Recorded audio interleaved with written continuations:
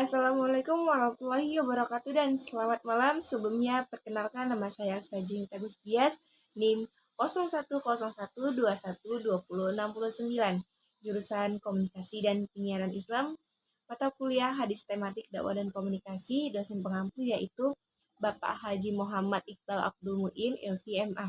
Baiklah, di sini saya akan mempresentasikan hasil PPT saya, yaitu yang pertama ada pengantar. Hadis atau sunnah adalah segala sesuatu yang dinisbatkan kepada Nabi Muhammad SAW, baik berupa perkataan, perbuatan, ketetapan, maupun sifatnya baik sebelum dan sesudahnya. Nah, secara epistemologi, hadis merupakan bayan atau penjelasan terhadap ayat-ayat Al-Quran yang masih global. Bahkan secara mandiri, hadis dapat berfungsi menetapkan sesuatu hukum yang belum ditetapkan oleh Al-Quran. Selain itu juga Al-Sunnah oleh Yusuf Qardahawi adalah penafsiran praktis terhadap Al-Quran, implementasi realitas, dan juga implementasi ideal Islam. Dalam proses memahami dan menyikapi makna hadis tersebut diperlukan suatu cara atau teknik-teknik pemahaman eksplorasi maksud sebuah hadis agar menghasilkan pemahaman yang benar dan matang. Kemudian pengertian dari hadis itu sendiri yaitu hadis secara harfiah berarti berbicara perkataan atau percakapan. Dalam terminologi Islam, hadis berarti melaporkan, mencatat sebuah pertanyaan atau tingkah laku dari Muhammad SAW. Nah, menurut istilah sendiri, menurut ulama sendiri hadis yaitu apa yang diriwayatkan dari Nabi baik berupa perkataan, perbuatan, ketetapannya. Nah, sifat jasmani atau al-haq, perjalanan setelah diangkatnya sebagai nabi dan kadang juga sebelumnya, sehingga arti hadis ini semakna dengan sunnah. Sedangkan hadis menurut istilah adalah perbedaan pendapat antara ahli hadis dan ahli husnul. Menurut ahli hadis adalah perkataan, perbuatan, dan al-ihwa tentang Nabi Muhammad SAW. Kemudian ada pengantar metode memahami hadis. Nah, metode berasal dari kata metode yang berarti cara atau teknik. Metode juga diartikan sebagai cara teratur yang digunakan untuk melaksanakan pekerjaan agar tercapai tujuan sesuai yang dikehendaki.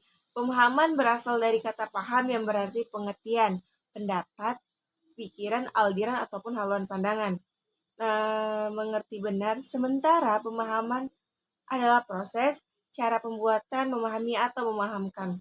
Jadi, metode pemahaman hadis adalah cara yang ditempuh seseorang untuk memahami suatu hadis. Nah, dalam buku Arifuddin Ahmad, bahwa metodologi adalah pemahaman diartikan teknik interpretasi di mana dibagi menjadi interpretasi tekstual, interpretasi kontekstual, dan interpretasi intelektual. Kemudian ada prinsip-prinsip dari hadis tersebut. Nah, untuk memahami hadis tidak segampang yang mengembalikan telapak tangan, sehingga ulama memahami hadis. Dari para ulama memberikan prinsip umum sebagaimana tulisan dari Abdul Mustaqim dalam memahami hadis Nabi Muhammad SAW. Yang pertama, jangan terburu-buru menolak hadis yang dianggap bertentangan dengan akal sebelum melakukan penelitian yang mendalam. Yang kedua, memahami secara tematik atau madhuhi, sehingga memperoleh gambaran utuh mengenai tema yang dikaji. Kemudian ada pengertian hadis, metode madhuhi menurut para ahli. Yang pertama menurut Al-Farmawi. Nah, metode madhuhi ini adalah mengumpulkan hadis-hadis yang terkait dengan suatu topik atau suatu tujuan, kemudian disusun sesuai dengan asbab al-wurud dan pemahamannya disertai dengan penjelasan. Kemudian ada pengertian metode tahlil. Nah, secara etimologi, tahlil yang berarti menguraikan, menganalisa. Sedangkan secara terminologi, metode pemahaman hadis secara tahlil adalah memahami hadis-hadis Rasul yang memaparkan segala aspek yang terkandung dalam hadis. Nah, Sedangkan secara umum kitab-kitab syiar yang menggunakan metode tahlidi biasanya tuh berbentuk matsur. Nah, atau disebut dengan riwayat atau rayu, yaitu pemikiran rasional. Syiar yang berbentuk masyhur ditandai dengan banyaknya dominasi riwayat-riwayat yang datang dari sahabat.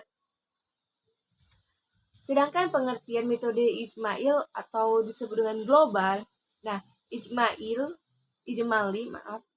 secara epistemologi berarti global, sehingga syiar ijmali diartikan sebagai syiar global. Nah, secara terminologi metode ijmali adalah menjelaskan atau menerangkan hadis-hadis sesuai dengan urutan hadis yang terdapat pada kitab hadis yang akan disyiarkan secara ringkas. Kemudian pengertian metode mukaron atau komparatif. Nah, kata mukaron ini berasal dari kata masdar yang artinya perbandingan atau komparatif.